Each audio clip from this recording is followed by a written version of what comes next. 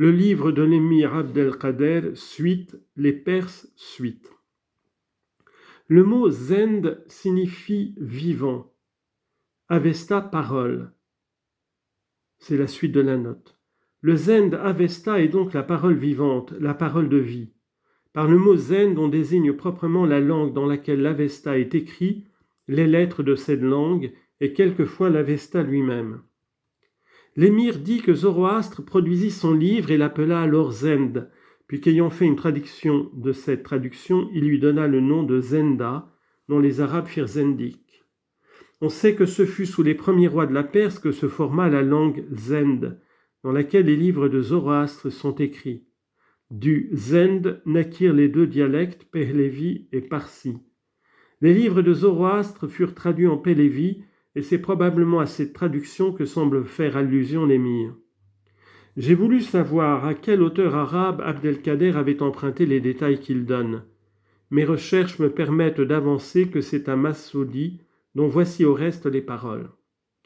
Lorsque Zaradoust, Zoroastre, fils d'Aspetéman, eut donné aux Perses le livre appelé Bestar, Avesta, écrit en ancien langage perse, il composa sur cet ouvrage un commentaire intitulé Zend et sur ce dernier un autre commentaire appelé Pazend.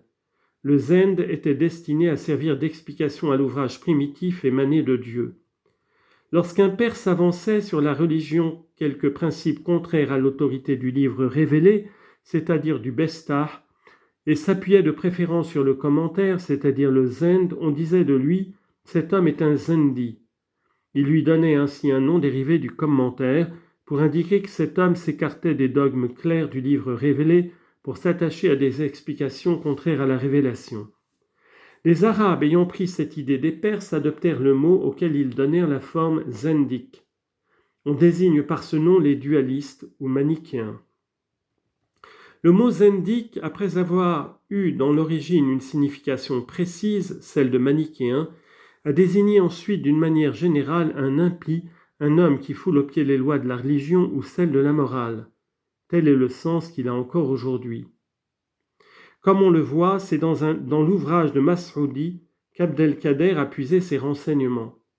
Quant à sa division des livres de Zoroastre, on la retrouvera à peu près telle qu'il la donne dans les lignes qui vont suivre. Le vrai nom de Zoroastre est Zeretoshtro, mot Zend qui signifie astre d'or.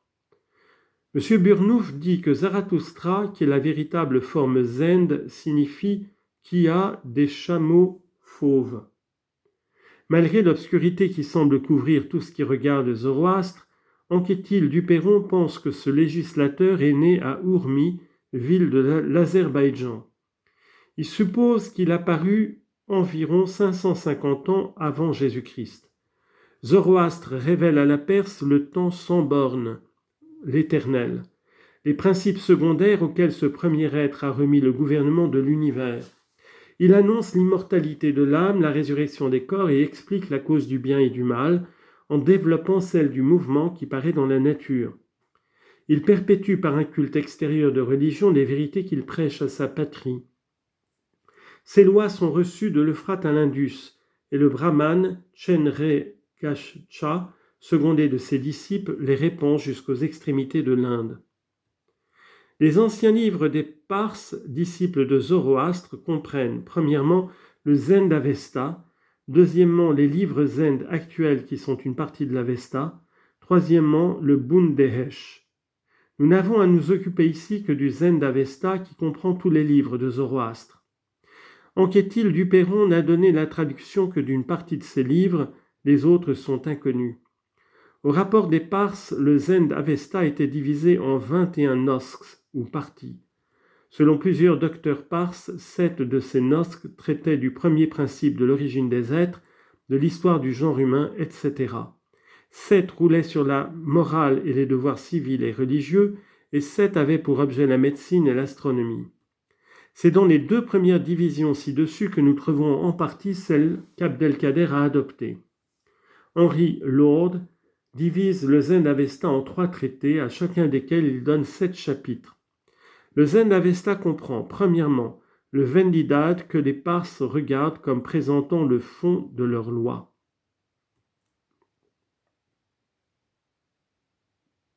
On lit en note, les Vendidad et en général tous les livres zen qui sont actuellement entre les mains des Parses sont des ouvrages que les Mabed lisent en célébrant leur liturgie. Sous le titre de Vendidad Sadé, on comprend l'Izeshme, le Vispered et le Vendidad proprement dit. Fin de note de la note. Ormuzd, dans les deux premiers Fargad ou sections, parle à Zoroastre de ses productions et de celles d'Ahriman. Les 15 Fargads suivants ont trait à la morale, au bien de la société et aux pratiques religieuses imposées aux Parses pendant le temps de la loi, c'est-à-dire jusqu'à la résurrection. Dans le 10e et le 19e, il est question de la résurrection qui est l'époque du triomphe d'Ormuzd. Le 20e parle du Hom, qui doit être un principe de vie lors du rétablissement de la nature, comme il l'était dans les mains de Feridun. Le 21e rappelle l'origine du genre humain, le taureau d'où sont sortis les êtres qui peuplent la terre, l'eau qui dans le commencement a détruit les productions d'Ahriman et qui pendant les 12 000 ans de la durée du monde donne à toute la nature les germes et les sucs qui forment sa force et la mettent en état de résister aux efforts des mauvais génies. Enfin, le 22e Fargad contient la mission de Zoroastre et peut être regardé comme le sceau du Vendidad, puisqu'il confirme aux yeux des Parses tout ce que cet ouvrage renferme en établissant le titre de celui qui le présente. Le Vendidad est le 20e nosque du Zend-Avesta. Deuxièmement, l'Izeshne, ouvrage composé de 72 has ou portions et que les Parses divisent en deux parties. La première qui comprend 27 has a pour objet Ormuzd et ses créatures. La seconde contient les prières adressées à l'être suprême. Elle parle de l'homme, de ses besoins, de plusieurs génies chargés de le protéger. Cet ouvrage faisait partie du premier nosque de l'Avesta ou du second. Troisièmement, le Vispered, il est divisé en 27 cardes ou portions et faisait peut-être partie du 15e nosque de l'Avesta. Il y est fait mention de tous les chefs des êtres, le premier de la terre, le premier des êtres aquatiques, etc.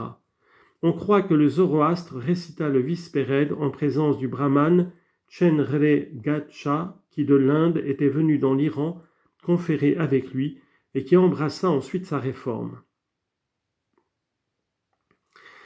Les Yechts, ouvrage qui porte le nom d'Yecht Sadé, est proprement un recueil qui, indépendamment des 18 Yechts authentiques, renferme encore beaucoup de morceaux zen, pélévi et parsi, tels que les Naesh, Patets, Afrin, Afergans, Neka, et les éloges particuliers des 5 gaz, Izeds du jour et les prières que le Parse doit réciter en s'habillant, en se lavant les mains, avant et après le repas, enfin dans toutes les circonstances où il peut se trouver. Plusieurs de ces prières portent le nom de Nerengs et Tavzi. On lit en note, le mot Yest désigne en général toute prière accompagnée d'une bénédiction efficace. Cinquièmement, le Sirouzé, il est composé des petits et des grands Koshnumens. On lit en note, prière courte qui renferme les principaux attributs de Dieu. Fin de note. Des esprits célestes qui président aux 33 jours du mois, et c'est de là, selon Parse, que vient le nom de cette prière. Sirouzé signifie 30 jours en parsi. Selon d'autres Parses, le nom de Sirouzé a rapport aux 30 jours après la mort, terme auquel il est ordonné de réciter cet office pour les morts. En résumé, nous voyons qu'Anquetil du Perron, en mentionnant le Vendidad, dit que c'était le 20e nosque du Zend-Avesta, que l'Izeshne faisait partie du premier nosque ou du second, et que le Vispered appartenait au 5e nosque. Ce seraient là les seules parties du Zend-Avesta auxquelles du Perron a pu assigner une place positive dans les livres de Zoroastre. M. Burnouf a traduit des parties du Zend-Avesta sur une version sanscrite où il a pu confronter avec sa sagacité ordinaire la traduction d'Anquetil du Perron.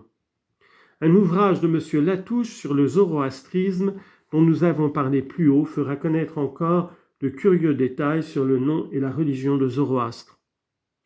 En attendant que nous puissions mieux apprécier cette religion par les renseignements que M. Latouche doit nous fournir, il nous paraît nécessaire de résumer ce que nous connaissons du système religieux de Zoroastre d'après les livres d'Anquetil du Perron et d'essayer de les caractériser.